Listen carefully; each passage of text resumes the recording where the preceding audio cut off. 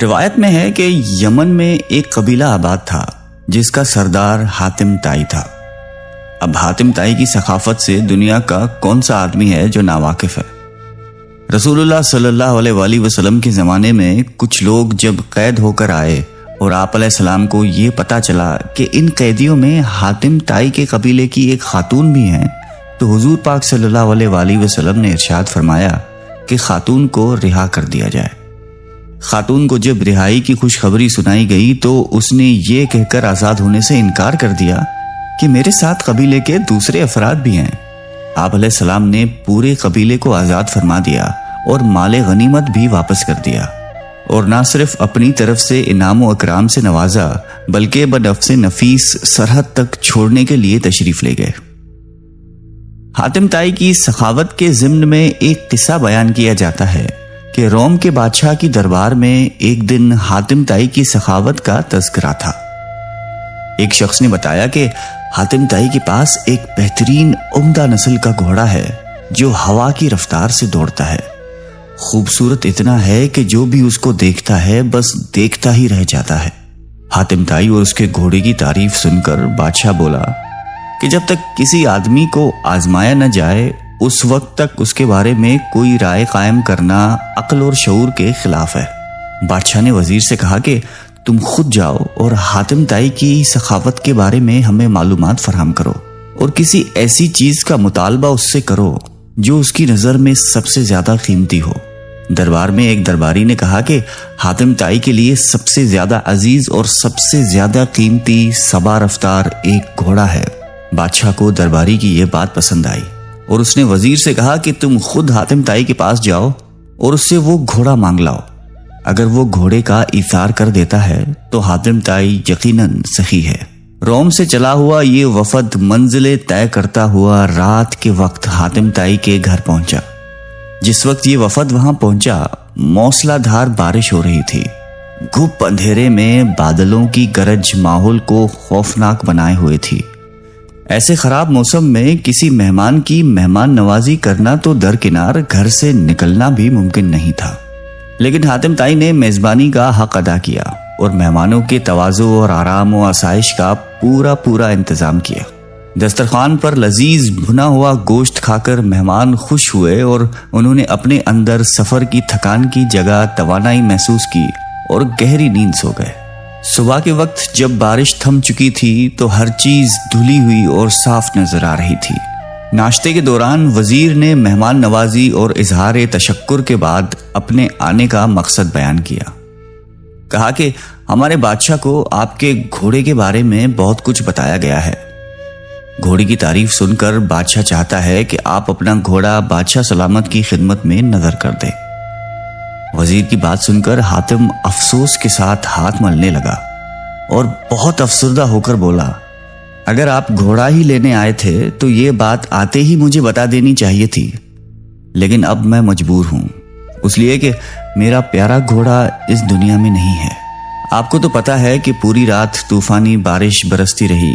میرے لیے یہ ممکن نہیں تھا کہ چراگاہ یا کسی اور جگہ سے کوئی جانور منگوا سکتا، لہٰذا میں نے اپنے گھوڑے کو ذبح کر دیا اور اسی کا بھنا ہوا گوشت دسترخوان کی زینت بنا تھا۔ وزیر حاتم طائی کی یہ بات سن کر حیران رہ گیا۔ بادشاہ سلامت کو جب یہ سارا واقعہ جا کر سنایا تو اس نے بھی حاتم طائی کی سخاوت کی بڑی تعریف کی۔ قبیلہ بنی طے کے سردار حاتم طائی کے بارے میں یوں رقم ہے کہ ایک بادشاہ نے حاتم طائی کی اتنی شہرت سنی کہ بادشاہ نے محسوس کیا کہ اس کی شہرت، اس کا نام اور اس کی عزت حاتم طائی سے کم ہے۔ بادشاہ کا دل بغض اور حسد سے بھر گیا۔ اس کے دل میں یہ وسوسہ آ گیا کہ جب تک حاتم زندہ ہے مجھے حاتم سے زیادہ عزت و شہرت نہیں مل سکتی۔ شیطانی ذہن کو استعمال کرتے ہوئے اس نے ایک چالاک، فساد پسند اور لالچی شخص کو اس بات پر مامور کیا کہ وہ حاتم کو قتل کر کے اس کا سر اٹھا لائے۔ کرائے کا یہ دہشت گرد اور قاتل شخص اپنے ترکش کو تیروں سے بھر کر اور تیز دھار تلوار کو میان میں رکھ کر حاتم طائی کے ملک کی طرف روانہ ہو گیا۔ جب وہ حاتم طائی کے علاقے میں پہنچا تو اس کی ملاقات ایک خوش گفتار، خوش مزاج اور بڑے ہی پرسکون شخص سے ہوئی۔ یہ شخص کرائے کے قاتل کو مسافر سمجھ کر اپنے گھر لے گیا۔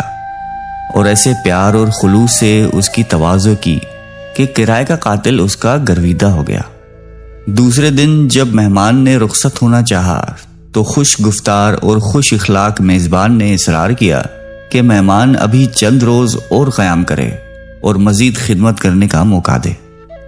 کرائے کے قاتل کے دل میں میزبان کی تکریم اور بڑھ گئی۔ اس نے کہا کہ مجھے ایک ضروری کام درپیش ہے، اس لیے میں زیادہ دن نہیں ٹھہر سکتا۔ میزبان نے کہا کہ آپ وہ کام مجھے بتا دیں، شاید میں آپ کی کچھ مدد کر سکوں۔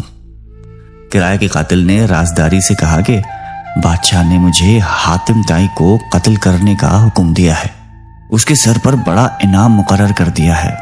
اگر آپ حاتم طائی کو جانتے ہیں تو مجھے اس کا پتہ بتا دیں۔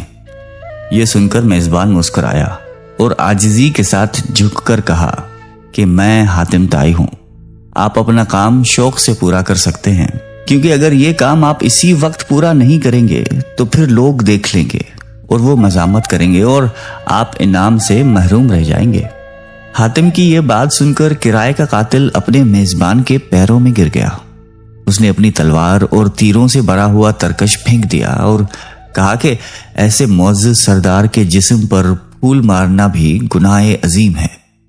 سخاوت کے بارے میں ایک مجلس میں حضور قلندر بابا اولیاء رحمۃ اللہ علیہ نے فرمایا کہ ایک شخص حضور صلی اللہ علیہ وآلہ وسلم کی خدمت اقدس میں حاضر ہوا اور اس نے عرض کیا کہ یا رسول اللہ، مجھے شہد چاہیے۔ آپ علیہ السلام نے فرمایا کہ عثمان کے پاس چلے جاؤ۔ جب یہ شخص حضرت عثمان رضی اللہ تعالی عنہ کی خدمت میں پہنچا تو وہاں بہت سارے اونٹ بیٹھے ہوئے تھے اور گیہوں کی بوریاں لادی جا رہی تھی۔ اس شخص نے دیکھا کہ ایک بوری کا منہ کھل گیا اور اس میں سے چند کلو گیہوں زمین پر گر گئی۔ حضرت عثمان رضی اللہ تعالیٰ عنہ نے جب یہ دیکھا تو انہوں نے اپنے ملازم سے باز پرس کی اور اس کو ڈانٹا ڈپٹا کہ یہ گیہوں زمین پر کیوں گرا ہے۔ آنے والے شخص نے یہ دیکھ کر واپسی کا فیصلہ کیا اور پھر آپ علیہ السلام کی خدمت میں حاضر ہوئے اور فرمایا کہ یا رسول اللہ، مجھے شہد چاہیے۔ حضور اقدس صلی اللہ علیہ وآلہ وسلم نے پھر یہی ارشاد فرمایا کہ عثمان کے پاس چلے جاؤ۔ سوالی شخص نے ساری کارگزاری بتائی۔ آپ علیہ السلام نے پھر بھی فرمایا کہ عثمان کے پاس چلے جاؤ۔ یہ شخص دوبارہ حضرت عثمان غنی رضی اللہ تعالیٰ عنہ کی خدمت میں حاضر ہوا اور ان کے ملازم سے شہد مانگی۔ ملازم نے حضرت عثمان رضی اللہ تعالیٰ عنہ سے کہا کہ اس آدمی کو شہد چاہیے۔ حضرت عثمان غنی نے فرمایا کہ اسے شہد دے دو۔ ملازم نے برتن مانگا۔ آنے والے شخص نے کہا کہ میرے پاس تو برتن نہیں ہے۔ ملازم نے پھر حضرت عثمان غنی رضی اللہ تعالیٰ عنہ سے عرض کیا کہ حضور، اس کے پاس تو شہد لینے کے لیے برتن ہی نہیں ہے۔ حضرت عثمان غنی نے فرمایا کہ شہد کا کپا اٹھا دو۔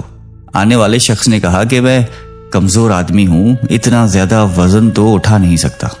ملازم پھر حضرت عثمان غنی رضی اللہ تعالیٰ عنہ کے پاس گئے اور کہنے لگے کہ آنے والا شخص بہت کمزور ہے اور اتنی شہد اٹھا نہیں سکتا۔ حضرت عثمان غنی رضی اللہ تعالیٰ عنہ کو ملازم کی بار بار مداخلت پسند نہیں آئی۔